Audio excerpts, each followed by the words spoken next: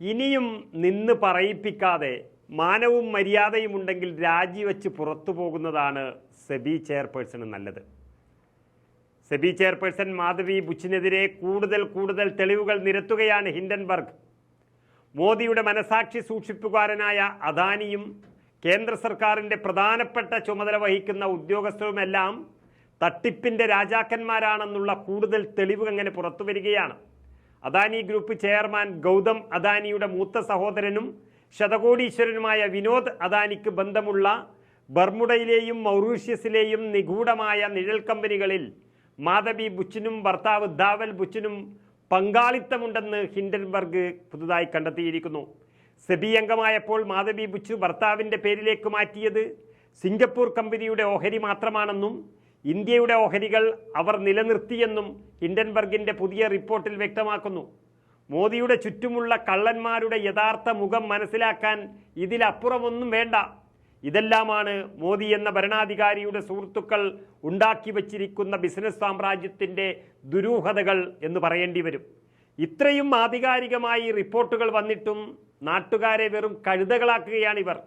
ആരോപണങ്ങൾ തള്ളിക്കളഞ്ഞുകൊണ്ട് മാധവി ബുച്ച് പ്രസ്താവന പുറത്തിറക്കിയപ്പോൾ രാജ്യത്തെല്ലാവരും അത് വിശ്വസിച്ചു എന്നാണ് കരുതിയത്. തനിക്ക് നേരത്തെ പല കമ്പനികളുമായി ബന്ധമുണ്ടായിരുന്നുവെന്നും ഇവയിൽ ചിലത് ഉപദേശം നൽകിയിരുന്നത് എന്നും ഭർത്താവ് ഈ മേഖലയിൽ പ്രവർത്തിച്ചിരുന്ന ആളാണെന്നുമൊക്കെ അവർ പറയുന്നു. അതിനാൽ പിന്നീട് സ്വന്തമായി കമ്പനി രൂപീകരിക്കുകയായിരുന്നു എന്നൊക്കെയുള്ള മലക്കം മറിച്ചിലാണ് അവർ പ്രസ്താവനയിൽ നടത്തിയത്. 2017 സെബിയിൽ അംഗമായതോടെ ഈ കമ്പനികളുടെ ഓഹരികൾ ഭർത്താവിൻ്റെ പേരിലേക്ക് മാറ്റിയെന്നും മാധവി പറയുകയാണ്. എന്നാൽ ഹിൻഡൻബർഗിൻ്റെ പുതിയ തെളിവുകളിൽ ഇന്ത്യയിലും സിംഗപ്പൂരിലും മാധവിയും ഭർത്താവും കമ്പനികൾ രൂപീകരിച്ചു എന്ന് വ്യക്തമാക്കുന്നു. അതിൽ സിംഗപ്പൂർ കമ്പനികളുടെ ഓഹരികൾ മാത്രമാണ് ഭർത്താവിൻ്റെ പേരിലേക്ക് അവർ മാറ്റിയത്.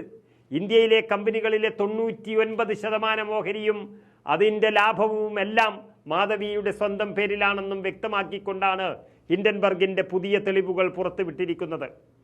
ഇതിൽ മാധവിക്കോ ഭർത്താവിനോ അഥവാ അദാനിയെയും കൊണ്ടു നടക്കുന്ന സംഘിക്കൂട്ടങ്ങൾക്കോ ഒരു ഉത്തരവും നൽകാൻ കഴിയുന്നില്ല എന്നുള്ളത് അത്ഭുതപ്പെടുത്തുകയാണ്.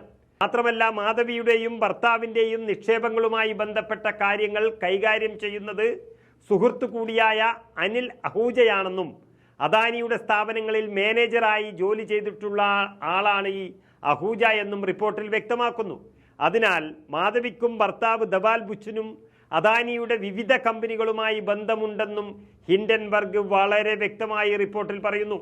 തീർന്നില്ല, വിവിധ കമ്പനികളുടെ ഓഹരികൾ മാറ്റിയെന്ന് പറയുമ്പോഴും അതിൽ നിന്നുള്ള വരുമാനം മാധവി ബുച്ചിൻ്റെ കുടുംബത്തിലേക്ക് തന്നെയാണ് എത്തുന്നതെന്നും റിപ്പോർട്ടിൽ വ്യക്തമാക്കുന്നു. ഇതിന് പകരമായി മാധ്യമങ്ങളെ വിളിച്ച് മാധവി പലതും പറയുന്നുണ്ടെങ്കിലും അതെല്ലാം വീട്ടിൽ പറയാൻ മാത്രമേ കഴിയുകയുള്ളൂ. കോടതിയിലെത്തിയാൽ ഇപ്പോൾ പുറത്തു വന്ന പുതിയ റിപ്പോർട്ടുകൾ മാധവിയെ കൂടുതൽ വെട്ടിലാക്കുമെന്നതിൽ സംശയമില്ല. അത് അദാനിയിലേക്കും അദ്ദേഹത്തിൻ്റെ ഗോഡ് ഫാദറിലേക്കുമൊക്കെ എത്തുമെന്നത് ഹിൻഡൻബർഗ് റിപ്പോർട്ട് സൂചന നൽകുകയാണ്.